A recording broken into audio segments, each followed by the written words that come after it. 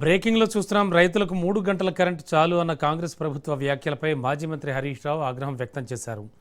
ERC ముందు కోదండరెడ్డి, రేవంత్ రెడ్డి మనసులో మాట బయటపెట్టారని ధ్వజమెత్తారు.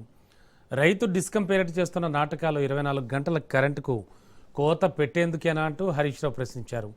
గత బీఆర్ఎస్ ప్రభుత్వ హయాంలో రైతుకి 24 గంటలు నాణ్యమైన ఉచిత కరెంట్ ఇచ్చి తెలంగాణ వ్యవసాయాన్ని దేశానికే ఆదర్శంగా నిలబెట్టామని అన్నారు.